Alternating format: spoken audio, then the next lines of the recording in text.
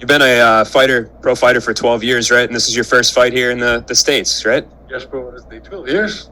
Yeah, 2011, right? Yeah, it is. You're right. Yeah. That's a long time.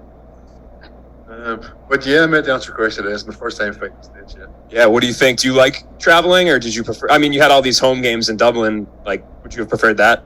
Bro, we talked about that in the hotel last night. It's like fighting the 3 in Dublin. It's a class experience. It is unbelievable. But like, I don't know about every other Irish guy, but like for me, one of the best things about doing it, one of the main goals is like the fight or a premier organization, one of the biggest show in the world in a massive state in America. I mean, I'm in Chicago. It's the second biggest city in America, in a class arena. It's one of them like lifetime goals. For me, it's like I've already won. Being in Chicago, biggest organization in the world, and I get paid to do it. It's just, this is for me, this is awesome. Yeah, this has been the goal for you, and obviously you're really rolling now. You're on a great winning streak. I guess, is there anything you can kind of point towards to say like, hey, I've always been a good fighter, but now I'm being really consistent with my performances? Is there any sort of changes that you made to kind of get on this roll, or has it just been putting it all together? If I really had to dig deep into it, the only change that I could really pinpoint that's made a massive difference is like, I'm never really taking time off. I'm taking time off, but it's not like in the past I would have had a fight and maybe not train for like a couple of weeks. Just enjoy leg was putting on lower lats. Like, I'll always train. So it's not like I'm going through a training camp and then going down to 50% and have to bring it back up again. I'm always maintaining like a high level and then just bumping up weeks before the fight. But yeah, that's the only thing I can say is different. I mean, I've always been consistent, but these last, say, 12, 14 months I've really just put my head down and just doing it.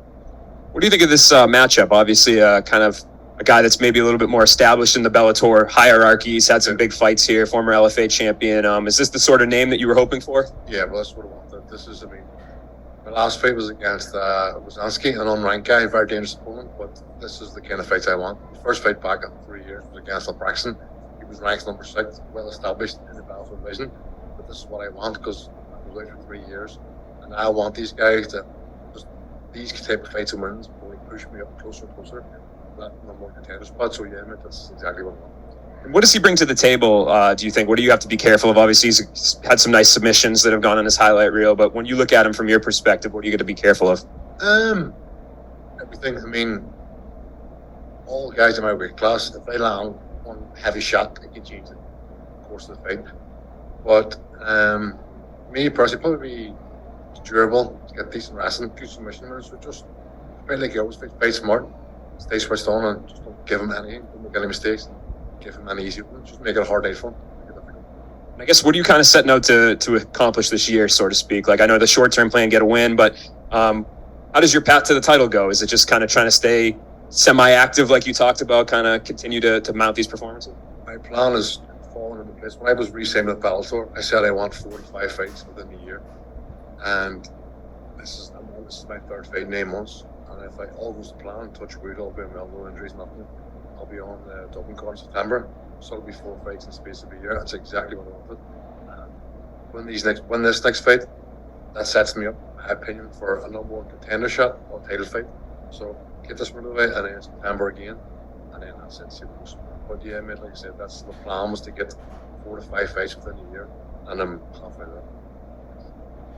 We kind of already talked about it, but first time in the States, top 5 opponent in the rankings. Really, the stage is set for you not only to come in and explode into the top 5, but then lay out your own plan, a title contending shot or a title contender fight in Dublin at the end of this year. Can you really put into words just how big this fight is for you? This fight's like any other fight. For me, from I was saying to Bellator, I treat every fight like it's a number 1 contender fight, or it's like a title fight, because if you look past any opponent, or you think it's not as important, that's when stuff goes to shit. So the mindset hasn't really changed. It's not massive. I'm aware of the ramifications, but for me, it's just the exact same sort of fight. What guy I got to beat? I mean, this guy isn't personally me. It's just a guy that I got to pass to get where I need to be. So, business as usual for you coming into this one. Yeah, but in the States, in a big city like, here that loves, they love their fights. What can you do with such a, tough opponent across from you to really branch yourself out and really grow your fan base and show the entire world what you're capable of? Finish him, or beat him decisively. That's it, and then show that, okay, Karl Moore is legit. I think I've shown that, but I put this guy away, or we can say to him, okay, he belongs in the top 5. He's meant to be here. And he's a real genuine threat. No problem. Yeah. Just I guess. Okay.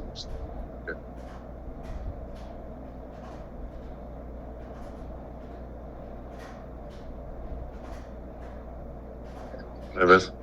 You're on an impressive 3-fight win streak and ranked 8th in Bellator. Do you believe that a win this weekend puts you into a title eliminator? I think so, yes. I mean, like you said, I'm 3-0. With a win this weekend, it'll be 4-0, 4 wins in a row, with 2 wins over 2 guys that are ranked in the top 10. So, yeah, I think that puts me right up there. And if I win this fight, like I plan to do, I think it sets me up for the title ramification, especially with Nemkov and Romero fighting, Anderson and Phil Davis. So, there's a lot of moving parts in this show. Like, a lot of light heavyweights this weekend. Your opponent, Alex Polizzi, is a former collegiate wrestler. Do you anticipate him to try and take this fight to the ground? Yeah. All his fights, he does seem to favours wrestling, which is smart, if that's what he should be doing. But in SPG, we train for that every single day, so it's not something I'm not going to be surprised by. But yeah, I do expect him to try and take me down, especially when I hit him a few times. I think he's going to try and take me down, yeah. Thank you. No problem. Hello. Quick question. Yes. Since you're in Chicago, what is the one site that you look forward to seeing here while you're visiting Chicago? To be honest, there's so much. I've always had an interest in Chicago. Correct me if I'm wrong, Chicago is the second biggest city in America, is it? Am I right? Second biggest city, third? Okay, close enough. But it's like, there's so much history in this place too. It's like, there's so much things to look at. When we got here, it was like, shit, it's like, where do I go? But there's nothing in particular, but I just want to enjoy the city for week all week, and it's nice too, because you're cutting calories, you're water loading, you got to kid yourself to make weight. It's like, there's a nice people to pose to, just seeing the city and give you stuff to do. But no, there's nothing in particular. I just want to see as much as I can. Yeah. I look forward to the food after I make weight. That's what I'm looking forward to the most. Everything. Sean? Hi, Karl. You mentioned there that there's 3 light heavyweight fights on the card this weekend, but you're kind of the odd man out because all the rest of them have had fights against each other. Do you think if you win, that you are the one in pole position to actually get the next title fight above all of the other light heavyweights in the 3 fights? I think it all depends on the performance and how I beat this guy. And like I said, it depends what happens in the other fights. But yeah, I think if I beat this guy or finish him, it sets me at least for a number 1 contender fight or title fight. Yeah. Do you think there's any hope that title fight could happen as soon as September in Ireland? If you're to go and get a big knockout, and obviously the main event, if you're there kind of standing outside after that main event, is it possible September title fight in Ireland? You never know, mate. My first win back, I called it Yoel Romero, and I got an unranked guy. So I'm just happy to fight anybody. Bellator's giving me a name, a date, the venue. I'm like, okay, what are they saying? I'm just going to keep fighting, because if I keep winning, that solves all the problems. And if I keep winning, eventually I'll get that shot at the belt, and that's just my goal, to keep winning fights, keep beating who they put in front of me, and then fight for the belt. Santiago? Hi, Carl. Thank you for the time. Did you work a lot with John Kavanagh? And is John there with you, for in your corner? Because Richie is also on the card, right? No, John, he had prior commitments booked before this fight was announced. I've got Dave Roach and Will Fleury with me, and Richie Small has Artem Lobov, Gary Rooney, and Dave Roach as well. Zach? Hello, Carl. And you mentioned that tonight is a big show for the light heavyweight division. So, how do you see the fights going between Yoel Romero and Vadim Nemkov and Corey Anderson and Phil Davis? Oh, they're really good matchups.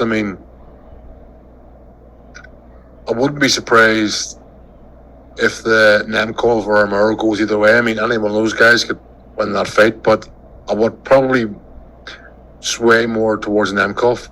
But it's Yoel Romero. You can't bet against Yoel Romero. Like I said, I wouldn't be surprised if it went either way.